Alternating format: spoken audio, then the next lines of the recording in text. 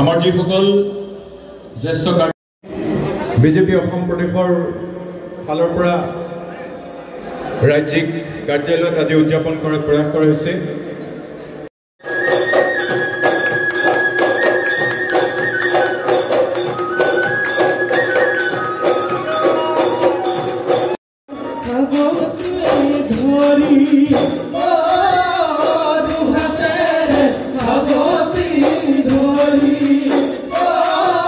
দিনটোত এই নবহাগৰ এই প্ৰথম যি আমাৰ চাৰি বিহু হ'ল আজি প্ৰতিগৰাকী অসমবাসী আৰু অসমৰ বাহিৰত থকা প্ৰবাসী অসমীয়া দেশে বিদেশে থকা প্ৰবাসী অসমীয়াকো মই বিজেপিৰ কাৰ্যালয়ৰ পৰাই মই অসমীয়া নৱবৰ্ষ ৰঙালী বিহুৰ ওলগ জনাইছোঁ, প্ৰীতি সম্ভাষণ জনাইছোঁ।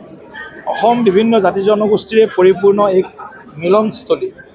এই পবিত্ৰ আমাৰ যি সংস্কৃতি বিভিন্ন জাতি জনগোষ্ঠীৰ নিজা নিজা তেওঁলোকৰ পৰম্পৰা আছে। বিহুটোকো বিভিন্ন অঞ্চলত বড়ো ভাই ভনীসকলে ৰংজালী বৈশাখু উদযাপন কৰি আছে। এতিয়া মৰাণসকলে আজি আমাৰ যোৱাকালি গৰু বিহু কৰিছে, ৰাতি বিহু কৰিছে, আজি কোচাজবংশীসকলে বৈশাখু কৰিছে। এনেকুৱা ধৰণে বিভিন্ন নামত আমাৰ নতুন বছৰক আদৰৰ পৰম্পৰা এয়া প্ৰাচীন কালৰ পৰা চলি আহিছে।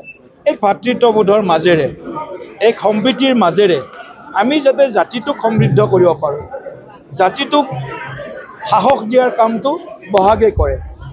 সুধাকণ্ঠ ভাৰতৰত্ন ভূপেন্দ্ৰৰ ভাষাত সেই বহাগত জাতিটোৱে স্নান কৰে। বহাগ মাহটো এটি ঋতু নহয়, নহয় বহাগ এটি মাহ। ই অসমীয়া জাতিৰ আয়ুস ৰেখা, গণজীৱনৰ ই সাহ। এই গণজীৱনৰ সাহ বহাগ। এই বহাগতে আমি সংকল্প লোৱা হওক কেৱল বিহু হুঁচৰি এই অনুষ্ঠানৰ জৰিয়তে আমি আমাৰ সংস্কৃতিক বচোৱাৰ চেষ্টা কৰিছোঁ, কিন্তু তাৰ লগতে আমাৰ জাতীয় জীৱনলৈ যিমান সংকট সমস্যা আহিছে তাকো আমি প্ৰত্যাহ্বান দিব পৰা শক্তি অসমবাসীৰ হাতত আছে। কাৰণ 17 বাৰ আমি মোগলক পৰাস্ত কৰিছোঁ, আক্ৰান্ত মোগলক ইয়াৰ পৰা ভগাই দিছোঁ। ভাৰতবৰ্ষৰ উত্তৰ পূব এই ভাৰতবৰ্ষক আমি বা উত্তৰ পূব গোটেই এছিয়া মহাদেশক যদি কোনোবাই বচাইছে অসমীয়াই বচাইছে। গতিকে অসমৰ প্ৰতিগৰাকী নাগৰিক একোগৰাকী সৈনিক। গতিকে সেই যি শৌৰ্য বীৰ্য যি আমাৰ যি ইতিহাস সেই ইতিহাসক সদায় জীৱন্ত কৰি ৰাখক আৰু জাতিটোক বিশ্ব প্ৰেক্ষাপটত সমৃদ্ধিশালী কৰক, শক্তিশালী কৰক।